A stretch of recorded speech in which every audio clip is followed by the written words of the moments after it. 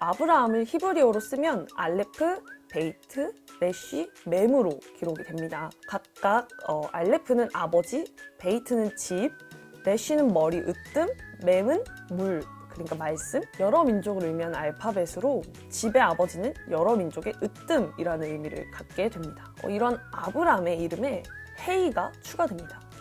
헤이는 숨, 호흡과 함께 계시의 의미도 갖고 있는 알파벳입니다. 그러니까 헤이가 생명이 없는 곳에 생명을 불어넣으시고 빛이 없는 곳에 빛을 비추시는 살려주는 영을 의미한다고 말씀을 드렸는데요. 계시는 감추인 것을 드러나게 하고 어둠의 빛을 비추는 것을 의미합니다. 그렇기 때문에 이 헤이에 자연스럽게 계시의 의미가 담겨 있다는 것을 알 수 있으시겠죠? 이렇게 헤이가 추가된 아브라함은 집의 아버지는 여러 민족에게 계시의 으뜸이라는 뜻을 가지게 됩니다. 사라, 그러니까 사레는 쉰, 레쉬, 유드로 구성이 되어 있는데요. 쉰은 살아계신 하나님의 삼키는 불을 의미하고, 레쉬는 아까 말씀드렸듯이 머리, 으뜸, 그리고 유드는 손과 행위를 의미하는 알파벳입니다.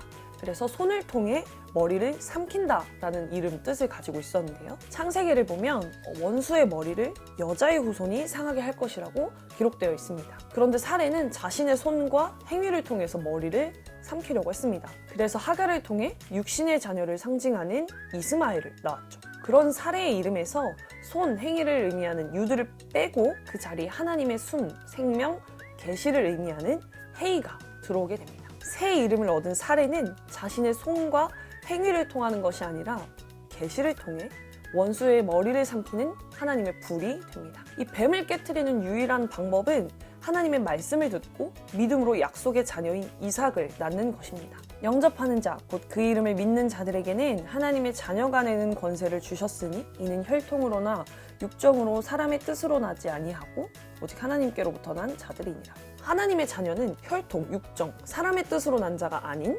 하나님께로부터 난 자들입니다. 이 간교한 뱀은 대놓고 못되고 끔찍한 것들을 우리에게 권하지 않습니다.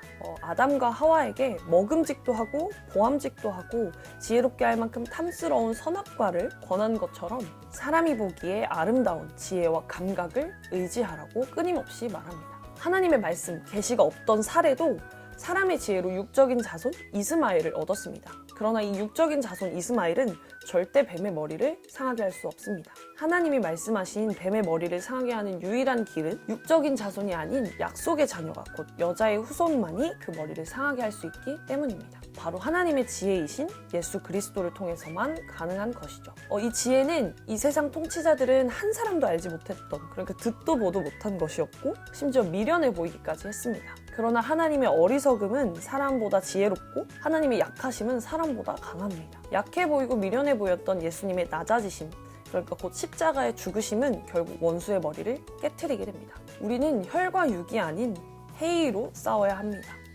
헤이는 숨, 호흡, 빛, 계시, 부활, 생명, 은혜, 예수 그리스도의 말씀을 의미합니다. 이 헤이가 결핍된 상태를 어둠 그리고 죽음이라고 말합니다. 죽음에서 부활하는 것은 이 헤이를 받는 것입니다. 아 재밌다. 끝!